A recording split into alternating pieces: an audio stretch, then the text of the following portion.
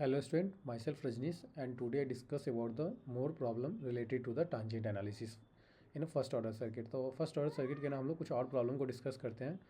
तो अपने पास ये क्वेश्चन बोला क्या है, the switch in the circuit given figure, the switch in the circuit given in the figure 7.8। ये अपने पास फिगर जो है 7.8 तो has a clause for the long time. देखो अब हम ना क्या करेंगे कि अभी तक जो प्रॉब्लम देख रहे थे उसमें मेरे पास क्या था कि स्विच ऑन या ऑफ का ये जो स्विच वाला सिंबल था ये स्विचिंग सिंबल नहीं था। अब ये मेरे पास फर्स्ट ऑर्डर सर्किट होगा जो पहला प्रॉब्लम है जिसमें हमारे पास स्विचिंग है। ये बोला है कि has been clause for the long time. ये बोला है कि टाइम पहले से अगर क्या है टी जीरो माइनस है ना, या बोले तो टी जीरो माइनस है the switch has been clause for the long time. बहुत पहले से क्या है कि ना ये टाइम से क्या है स्विच क्लॉज्ड है and it is operate at t is equal to zero and it is open, it is operate नहीं, it is open at t is equal to zero. और टी जीरो या t zero plus पे क्या है switch open हो रहा है, ये कंडीशन बोला है। ठीक है, find the value of v t for the t is greater than और equal to zero. This means अपने पास क्या है वैल्यू ऑफ वी टी का वैल्यू जो है निकालना है v of t, capacitor voltage v of t for the t is greater than zero. Calculate the initial energy stored in the capacitor and calculate the initial energy भी निकालना है stored in the capacitor. ठीक ना। तो अगर मेरे पास सबसे पहले अगर हम स्विच को अगर बात कर लेते कि क्या है, अगर स्विचिंग की बात करते हैं तो ये स्विचिंग सिंबल्स को अगर हम देखते हैं तो ये क्या बोला है कि देखो टी जीरो माइनस तक क्या था कि लॉन्ग टाइम तक स्विच क्लॉज था। मतलब क्या है स्विच क्लॉज था, ये जो सिंबल दिखता है कि ये हो गया और ये अपने पास t is equal to zero. मतलब इसका मतलब क्या हो रहा है कि टी जीरो टाइम पे ना स्विच क्या हो रहा है खुल रहा है। इसके डायरेक्शन को देख के हमको पता चल रहा है क्या हो रहा है कि स्विच ओपन हो जाएगा। ठीक है, ये स्विचिंग सिंबल्स पूरे टांजेंट में सारे जगह दिखने को मिलेगा धीरे धीरे करके। ठीक है, तो देखो अब हम इस प्रॉब्लम का ना सोल्यूशन देखते हैं। तो मेरे पास क्या है कि सबसे पहले ना अपने पास क्या था कि स्विच क्लॉज था। तो अपने पास जो switch clause for the long time, अगर मेरे पास स्विच क्लॉज था तो मेरे पास जो सर्किट बन रहा था वो ये सर्किट था, उसमें switch clause for the long time. और क्या था कि उस वक्त ना कैपेसिटर का वोल्टेज दे रखा था, क्या दिया था V C zero minus is equal to 15 volt. V C zero minus capacitor voltage is equal to 15 volt. और यही कैपेसिटर का वोल्टेज क्या होता है वी सी जीरो प्लस पे भी कैपेसिटर का वोल्टेज मेरे पास क्या आ जाएगा, यही आ जाएगा वी सी जीरो प्लस। क्योंकि कैपेसिटर के अंदर का वोल्टेज क्या होता है इंस्टेंटेनियसली चेंज नहीं होता है, या बोले तो साइमल्टेनियसली चेंज नहीं होता है। एज इट इज़ इंडक्टर में हमारा करेंट क्या होता है साइमल्टेनियसली या इंस्टेंटेनियसली चेंज नहीं होता है। ठीक ना। तो मेरे पास ये क्या एक सर्किट आ गया और सर्किट में जब कैपेसिटर का वोल्टेज अवेलेबल है 15 वोल्ट, तो capacitor is behaving as a open circuit. बात करते हैं जब कैपेसिटर अगर डीसी सोर्स के साथ अगर लगा है तो डीसी सोर्स के साथ क्या है कैपेसिटर हमारा क्या करता है ओपन सर्किट की तरह बिहेव करता है, जो कि मैंने प्रीवियस लेक्चर में भी काफ़ी अच्छे से बताया था। ठीक है, तो ये मेरे पास कैपेसिटर ओपन सर्किट की तरह बिहेव करता है, वही अगर मेरे पास इंडक्टर होता तो शॉर्ट सर्किट की तरह बिहेव करता।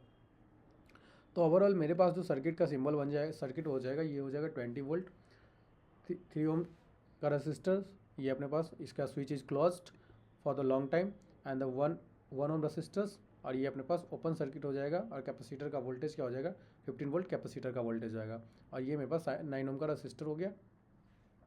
देन मेरे पास क्या है ना कि अगर हम स्विच क्लोज है तो मेरे पास जो ये टी इज द इसको बोल सकते हैं हमारे पास कि time is t zero minus, या बोल सकते हैं या zero t is less than zero time, the switch is close, the capacitor open due to DC supply. तो कैपेसिटर का वोल्टेज क्या हो जाएगा, अगर हम वी ऑफ सी टी निकालेंगे, अगर वी ऑफ सी टी निकालोगे ना तो तुम्हारे पास क्या हो जाएगा, जो तुम्हारे पास निकालने की आवश्यक भी नहीं है, क्योंकि अगर तुम निकालोगे भी तो तुम्हारे पास क्या है 20 वोल्ट है। 9 ओम रजिस्टर के क्रॉस जो वोल्टेज फाइंड आउट होगा वही वोल्टेज क्या हो जाएगा कैपेसिटर के क्रॉस वोल्टेज होगा। तो V C zero is equal to V C zero plus, क्योंकि हमारे पास क्या होता है इंस्टेंटेनियसली या साइमल्टेनियसली क्या होता है वोल्टेज चेंज नहीं होता है कैपेसिटर का, तो हमारे पास निकालने की आवश्यक भी नहीं थी। वी ऑफ सी टी अगर निकालोगे वोल्टेज डिवीजन रूल के थ्रू, तो ये तुम्हारे पास वोल्टेज डिवीजन के रूल के थ्रू निकालोगे तो 9 ओम का रजिस्टर और ये दोनों सम ऑफ द रजिस्टर, न्यूमरेटर में जिसके क्रॉस वोल्टेज निकालते हैं उसको न्यूमरेटर में रखते हैं, और फिर जो सीरीज वाले दोनों रेसिस्टेंस होते हैं उसको डिनोमिनेटर रखते हैं multiplied into the 20 the source voltage. Then हमारे पास क्या होता है कि ना उस ब्रांच का वोल्टेज आ जाता, तो 9 ओम के रजिस्टर के क्रॉस जो वोल्टेज आता है वो हमारे पास 15 वोल्ट आता, वही वोल्टेज हमारे पास कैपेसिटर के क्रॉस भी हो जाता। ठीक ना। या हम डायरेक्ट बोल सकते थे कि कैपेसिटर का वोल्टेज जो है सो VC0 माइनस या VC0 प्लस पे कैपेसिटर का वोल्टेज हमारे पास क्या हो जाएगा 15 वोल्ट ही होगा, ठीक ना, क्योंकि voltage across the capacitor can not change instantaneously, ठीक ना। अब हम बात करते हैं जब स्विच हमारा ओपन हो गया, स्विच कब ओपन होगा, जब बोला है कि ना जब t=0 प्लस, जब टाइम हमारा क्या है ना 0 प्लस पे है, टाइम हमारे पास ना 0 प्लस पे है, तो हमारे पास क्या हो जाएगा, स्विच हमारा ओपन हो जाएगा। t=0 प्लस पे स्विच हमारा ओपन हो जाता है। तो ये क्या है condition, that condition is the transient condition. तो इस कंडीशन में ही हम लोग क्या करेंगे ना, RTH निकालते हैं। ट्रांजिएंट कंडीशन में ही हमारा क्या होता है, RTH निकलता है, क्योंकि मेरे पास जो वोल्टेज का जो हम अगर वोल्टेज कैलकुलेट करेंगे V निकालेंगे, तो V का फॉर्मूला क्या होता है, V हम निकालते क्या है, V VC not e⁻ minus T by tau. तो टाउ निकालना है, टाउ निकालने के लिए मेरे पास आर इक्विवेलेंट और सी चाहिए। तो सी कैपेसिटर एक ही लगा है, मल्टीपल रेसिस्टर लगे हैं, तो वहाँ से हम आर इक्विवेलेंट निकालेंगे। आर इक्विवेलेंट या RTH बोलो, आर इक्विवेलेंट या थेवेनिन इक्विवेलेंट बोलो। जहाँ हम क्या करते हैं ना कि अपने पास जितने भी वोल्टेज सोर्स होते हैं, वोल्टेज सोर्स जो अब मेरे पास ये हो गया, अपने पास क्या होता है सिंपल, ये अपने पास एक सर्किट हो गया। यहाँ पे थेवेनिन इक्विवेलेंट निकालना है। अब थेवेनिन इक्विवेलेंट निकालोगे इसको, तो ये तुम्हारे पास क्या निकल के आ जाएगा, थेवेनिन इक्विवेलेंट निकालोगे तो तुम्हारे पास क्या हो जाएगा, सिंपल 10 ओम का रजिस्टर आ जाएगा। कैपेसिटर जब वोल्टेज होता है ना, तो ये हमारे पास क्या होता है, वोल्टेज को हम लोग शॉर्ट सर्किट बोलते हैं, कर लेते हैं। जब थेवेनिन इक्विवेलेंट निकालते हैं तो वोल्टेज को हम लोग शॉर्ट सर्किट करते हैं और करंट को ओपन सर्किट करते हैं, ठीक ना। थेवेनिन इक्विवेलेंट में मैंने काफ़ी अच्छा ये सब बताया। इसको इसको ओपन सर्किट करते हैं, ठीक ना। करंट को ओपन सर्किट करते हैं और वोल्टेज को शॉर्ट सर्किट करते हैं। यहाँ पे हमने वोल्टेज को शॉर्ट सर्किट किया और यहाँ पे जो भी था मेरे पास ये शॉर्ट सर्किट होता, तो मेरे पास क्या होता, RTH निकल जाता 10 ओम रजिस्टर्स, क्योंकि दोनों सीरीज में था। और मेरे पास देन कैपेसिटर हमारे पास क्या था, 20 मिली फ्राड था। तो हमारे पास क्या होता है 10 मल्टीप्लर टाउ जो निकालता है, टाउ जो होता है RC सर्किट, रजिस्टर और कैपेसिटर सर्किट में जो टाउ होता है वो टाउ =RC होता है, जो कि मैंने फर्स्ट लेक्चर में डेरिवेशन में बताया। तो आर इक्विवेलेंट यहाँ से निकल के R= 10 हो गया, मल्टीप्लाइड इंटू 20 × 10⁻³ ये अपने पास मिली फ्लाड में था। तो मिली फ्लाड =10⁻³ होता है, तो 0.2 सेकेंड हमारे पास टाउ आ जाता। ये मेरे पास क्या हो गया, टाइम आ गया, टाइम कांस्टेंट आ गया। और टाइम कांस्टेंट आते ही मेरे पास क्या हो गया, कैपेसिटर का वोल्टेज हम लोग find, we know the voltage across the capacitor for the t=0, the VT of VC naught e⁻t/τ। तो VC 0 माइनस या 0 प्लस पे कैपेसिटर का वोल्टेज e⁻t, आइए हमारे पास टाउ जो वैल्यू आया सो कितना है 0.2 सेकंड। तो 0.2 सेकंड को यूज किया, तो 0.2 को अगर न्यूमरेटर में ले जाओगे तो ये 5t हो जाता। तो capacitor voltage V of t when the t =0, the capacitor voltage is 15 e⁻5t आ जाता, ठीक ना। एनर्जी की बात करोगे कैपेसिटर के अंदर, तो हम लोग बहुत जानते हैं कि एनर्जी जो स्टोर होता है कैपेसिटर के अंदर वो हाफ CV नॉट स्क्वायर होता है। तो सिंपल हमारे पास जो value V of C not जो अपने पास है half C capacitor that is called ये अपने पास कैपेसिटर क्या है, कैपेसिटर हो गया अपने पास ये 15 10 दी VC कैपेसिटर वोल्टेज। तो अपने कैपेसिटर वोल्टेज हो जाता 15 इंटू 20 मिली फ्राड। तो ये 20 मिली फ्राड ये हो जाता। और कैपेसिटर का वोल्टेज हमारे पास क्या था, हम लोग ना ये था 15, जो capacitor V C of 0 time पे, अगर V capacitor voltage V of C 0 minus के लिए अगर हम यूज़ करते हैं, तो मेरे पास कैपेसिटर का वोल्टेज क्या था 15 था, वही 15 मैंने यूज़ किया, तो हाफ CV स्क्वायर। और इसके बाद मेरे पास जो वैल्यू आ गया 2.25 जूल आ जाता है, ठीक ना। तो ये मेरे पास क्या ना, इसमें हम इस प्रॉब्लम में मेरे पास क्या था, एक स्विच था जिसमें हम लोग देखें कि स्विच क्या था। एक इनिशियल कंडीशन में स्विच हमारे पास क्या था 0, स्विच हमारा क्लोज था फॉर द लॉन्ग टाइम। जब भी बोलता है ना switch close for the long time, तो हमारा ये मतलब होता है कि स्विच बहुत पहले से क्या है कि ऑन है। तो ऑन है तो इसका क्या मतलब होता है, switch close for the long time, या बोलता है switch open for the long time. तो क्या स्विच खुला हुआ है देन आफ्टर द क्लोज, तो t0 माइनस कंसिडर करते हैं। उसमें हम लोग क्या करते हैं ना, टाइम को क्या करते हैं ना <0 करते हैं। और जब हमारा स्विच, अगर हम बात करते हैं कि देन स्विच इज ओपन या स्विच इज क्लोज, तो t0 प्लस या t0 प्लस। तो इसमें एक ही कंडीशन है, कैपेसिटर का वोल्टेज हमारा क्या ना कि इस कंडीशन में कैपेसिटर का वोल्टेज सेम होता है और इंडक्टर का करंट सेम होता है। इस तरीके से हम लोग फाइंड आउट करना चालू करते हैं। ये तो अपने पास कैपेसिटर का वोल्टेज जो होता है V ऑफ t निकालते हैं, जो VC capacitor voltage at the 0 plus या 0 माइनस e⁻t/τ से यूज़ करके हम लोग फाइंड आउट कर लेते हैं। तो ये मेरे पास वैल्यू आ जाता है, फिर एनर्जी निकाल लेते हैं हाफ CV स्क्वायर से, ठीक ना। एक और प्रॉब्लम हम लोग देखते हैं, सेम स्विच रिलेटेड प्रॉब्लम है। तो अपने पास क्या है ना, इन दिस फिगर 7.10 ये देखो स्विच क्या है ना कि क्या इसमें भी स्विच को ओपन किया गया, t इजिकल टू 0 प्लस में स्विच को ओपन करते हैं और find the voltage v of t at the time is greater than and the energy. Then same चीज़ फाइंड आउट करना है, अपने पास एनर्जी निकालना है कैपेसिटर के क्रॉस और vt निकालना है। तो हम लोग क्या करेंगे, सेम स्टाइल से स्विच क्या करेंगे, इसको भी प्रोसीड करेंगे। तो सबसे पहले अगर हम बात कर लेते हैं कि हमारे पास क्या है कि t0 minus time t0 minus पे ना हमारे पास क्या है, capacitor as behave as t0 minus पे हमारे पास स्विच जो है क्या है, स्विच हमारा क्लोज है। तो हमारे पास डीसी सोर्स लगा है, तो कैपेसिटर क्या कर जाएगा, कैपेसिटर मेरे पास ओपन सर्किट की तरह बिहेव करेगा। तो कैपेसिटर का वोल्टेज यहाँ पे जो रिफ्लेक्ट होगा वो दे रखा है, नहीं दे रखा है। तो हम लोग कैपेसिटर का वोल्टेज फाइंड आउट करें। इसको इस प्रॉब्लम में मेरे पास t0 माइनस का वोल्टेज दे रखा था, जब t0 माइनस का वोल्टेज नहीं दिया रहा था तो हम लोग इसी तरीके से कैपेसिटर का वोल्टेज निकालते हैं। तो ये अपने पास ना कैपेसिटर का वोल्टेज हम लोग फाइंड आउट करेंगे। देखो तो हम ना सबसे पहले t0 t time is less than 0 मतलब switch is close, switch close पे अगर हम फाइंड आउट करना चालू करते हैं तो मेरे पास सर्किट कुछ इस तरीके का बन जाएगा। कैपेसिटर मेरा ओपन सर्किट की तरह बिहेव करेगा। तो कैपेसिटर हमारे पास जब भी डीसी सोर्स के साथ कैपेसिटर ओपन सर्किट हो जाता है और हमारा क्या जब डीसी सोर्स के साथ इंडक्टर ना हमारा शॉर्ट सर्किट की तरह बिहेव करता है। तो ये तुम्हारे पास 24 वोल्ट हो गया, ये 6 ओम का रजिस्टर हो गया, ये 12 ओम रजिस्टर, ये 4 ओम रजिस्टर, ये 6 ओम रजिस्टर। तो फाइंड आउट करोगे तो तुम्हारे पास क्या है, यहाँ पे VTH निकालो, क्योंकि थेवेनिन वोल्टेज जो होगा ना, जो 12 ओम रजिस्टर के क्रॉस जो वोल्टेज होगा वही वोल्टेज हमारे पास क्या होगा ना, जो VTH आएगा वही VTH क्या, जो VTH आ जाएगा ना, सिंपल हम अगर बात कर सकते हैं कि जो मेरे पास वोल्टेज यहाँ पे मिलेगा ना, जो VTH वही हमारा क्या हो जाएगा, क्योंकि कैपेसिटर वोल्टेज, क्योंकि सारे नोड पे वोल्टेज क्या है, VTH ही है, सारे नोड का वोल्टेज VTH है। क्योंकि यहाँ पे कोई रजिस्टर या कोई भी क्या है डिसिपेशन एलिमेंट नहीं लगा है, डिसिपेटिंग एलिमेंट कोई नहीं लगा है।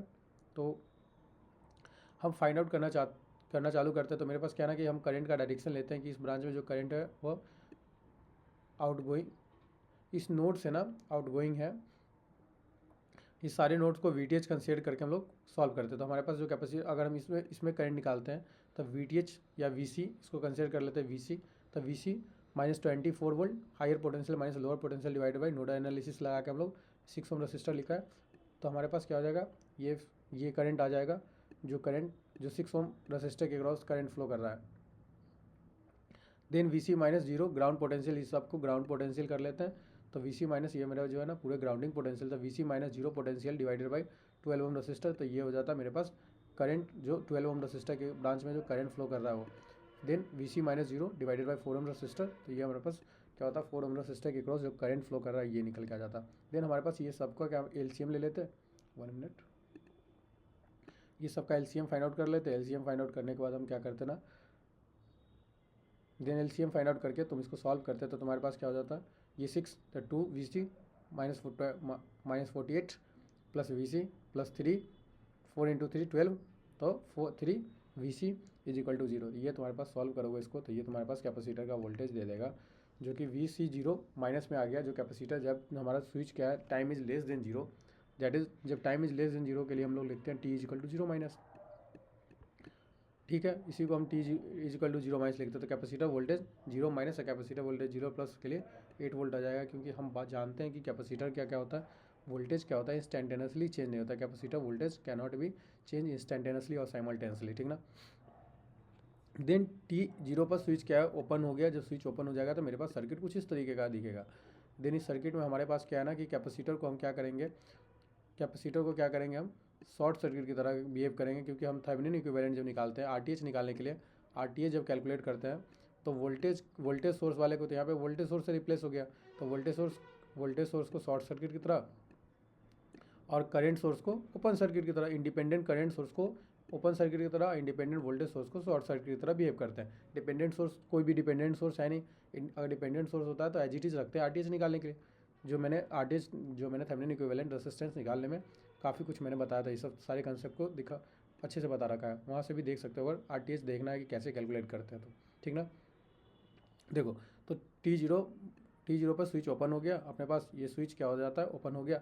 तो सर्किट अपने पास इस तरीके का दिख रहा है। तो ये अपने पास क्या है, अपने पास ये दोनों ना रजिस्टर क्या दिख रहा है, पैरेलल में दिख रहा है। अपने पास दो ही रजिस्टर दोनों पैरेलल में दिख रहा है। तो हम रजिस्टर R इक्विवेलेंट जो निकालेंगे 12 इंटू 4 डिवाइडेड बाई 12+4, तो अपने पास क्या आ जाएगा 3 ओम रसिस्टर आ जाएगा जो कि आर इक्विवेलेंट आ जाएगा। इसी को हम RTH भी बोल सकते हैं। देन टाउ निकालते हैं। टाउ जब भी हमारे पास RC सर्किट होता है तो टाउ का वैल्यू जो होता है time constant that is multiple of R into C. R जो होता है आर इक्विवेलेंट होता है, या RTH होता है। सिंगल रेसिस्टेंस का यूज़ नहीं करते। देन मेरे पास 3 इंटू 1/6 इजिकल टू 1/2 आ जाता है, ये मेरे पास टाउ। देन हमारे पास कैपेसिटर का वोल्टेज जो आ जाता है, तो हम यूज़ कर लेते हैं कैपेसिटर वोल्टेज जो हमारे पास निकलता है वो क्या होता है। कैपेसिटर वोल्टेज अगर किसी टाइम के लिए निकालते हैं तो VC0 इजिकल टू e⁻t/टाउ। तो 8 वोल्ट ये कैपेसिटर वोल्टेज, ये वैल्यू 8 वोल्ट e⁻t, और टाउ का वैल्यू क्या था 1/2 ऊपर चला जाता, तो ये 8e⁻2t हो जाता। तो ये मेरे पास कैपेसिटर का वोल्टेज निकल के, ये हमारे पास वोल्टेज V वोल्टेज निकल जाता है टाइम इज ग्रेटर देन 0 पे, ठीक ना।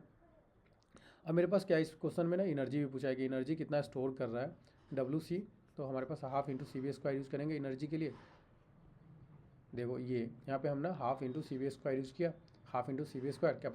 कैपेसिटर वोल्टेज क्या था, कैपेसिटर का वोल्टेज हमारे पास क्या था 8 था, यहाँ पे हमने 64 डायरेक्ट रख रखा है, 8 का स्क्वायर 64 आता। आइए हमारे पास कैपेसिटर का था 1/6 फराड, तो 1/6 मैंने यूज़ किया तो फाइंड आउट किया तो 5.33 जूल आ गया। यहाँ पे हमारे पास मिली फ्लाड या किसी में दे नहीं रखा था, माइक्रो फ्लाड या मिली फ्लाड में नहीं दे रखा है, ये हमारे पास कैपेसिटर के यूनिट में दे रखा है कि सिर्फ 1/6 फराड स्टैंडर्ड यूनिट में दे रखा है, ठीक ना। तो ये मेरे पास फाइंड आउट हो गया। तो ये मेरे ना पूरे प्रॉब्लम जितने भी रिलेटेड होते हैं first order with the source free, अगर देखें तो यहाँ पे क्या है कि ना यहाँ पे देखो एक्साइटेशन भी लगा हुआ था। ये ना ये जो अभी तक हम लोग देख रहे थे, जो प्रीवियस प्रॉब्लम में जो भी दोनों प्रॉब्लम था वो क्या था, सोर्स फ्री सर्किट था, जिसमें क्या था सोर्स लगा हुआ नहीं था। यहाँ पे क्या है सोर्स लगा हुआ है, ये एक वोल्टेज सोर्स लगा हुआ था इस वाले प्रॉब्लम में, और इसमें भी आई थिंक वोल्टेज सोर्स ही लगा हुआ था। तो दोनों प्रॉब्लम में हमारे पास ये इसको बोलते हैं that is a excited source या एक्साइटिंग जो सर्किट होता है वो सर्किट हम लोग बोलते हैं, ठीक ना। तो ये मेरे पास हमने यहाँ स्विच भी देखा और एक्साइटेशन भी देखा, यहाँ पे एक्साइटेशन भी देखा, यहाँ पे सोर्स फ्री सर्किट नहीं देखा, ठीक ना। तो ये हमारे पास दोनों प्रॉब्लम सॉल्व हो गए, ठीक है। अब ना आज के लिए इतना ही रखते हैं, हम लोग नेक्स्ट लेक्चर में ना अब RL सर्किट के बारे में देखेंगे, उसके थ्योरी को देखते हैं, फिर न्यूमेरिकल को स्विच करते हुए देखेंगे, ठीक ना। तो आज के लिए इतना ही रखते हैं, thank you. Please like this videos and subscribe this channel, and if there is any doubt mention in the comment box. Thank you.